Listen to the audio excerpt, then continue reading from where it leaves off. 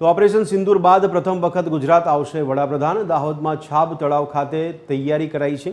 Operation સિંદૂરની theme રાખવામાં આવી છે, જેમાં સિંદૂરના પાત્ર સાથે થીમ મુકાઈ છે। સમગ્ર દાહોદને પણ રોશનીથી સજાવવામાં આવ્યું છે। પીએમ મોદી વિકાસ કાર્યોનું લોકાર્પણ અને ખાતમુહૂર્ત કરવાના હોય, જેને લઈને તેઓ દાહોદની મુલાકાતે પહોંચવાના છે। ગુજરાતની 2 દિવસીય મુલાકાત દરમિયાન તેઓ દાહોદને પણ કરોડો રૂપિયાના વિકાસના કાર્યોની ભેટ આપશે। ત્યારે પીએમ મોદીના હસ્તે વિકાસ કાર્યોનું લોકાર્પણ અને ખાતમુહૂર્ત દાહોદ ખાતે કરવામાં આવશે। તો દાહોદથી સમગ્ર તૈયારીના આ દ્રશ્યો નજરે પડી રહ્યા છે, જ્યાં સમગ્ર દાહોદને રોશનીથી શણગારવામાં આવ્યું હોય તેવા દ્રશ્યો દાહોદના નજરે પડે છે। પીએમ મોદી વિકાસ કાર્યોનું લોકાર્પણ અને ખાતમુહૂર્ત કરવા માટે દાહોદની પણ મુલાકાત લેશે તેમની ગુજરાત મુલાકાત દરમિયાન।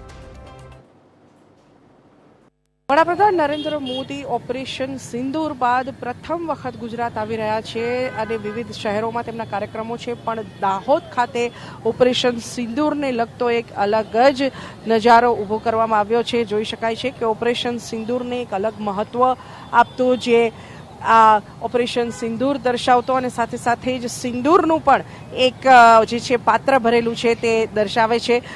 ઓપરેશન સિંદૂર પ્રત્યેની જે દાહોદની લાગણી છે તે પ્રદર્શિત કરવાનો એક પ્રયાસ કરવામાં આવ્યો છે।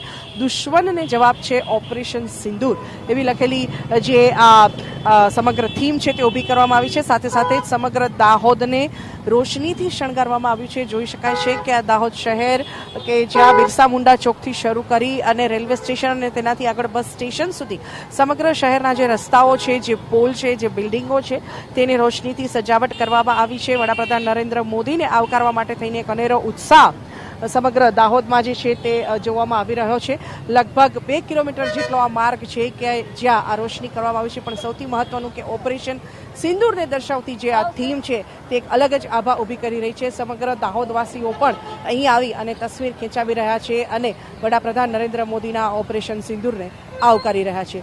કેમેરામેન નીતિન બગડા સાથે સુનલ અડકર, TV 30 દાહોદ।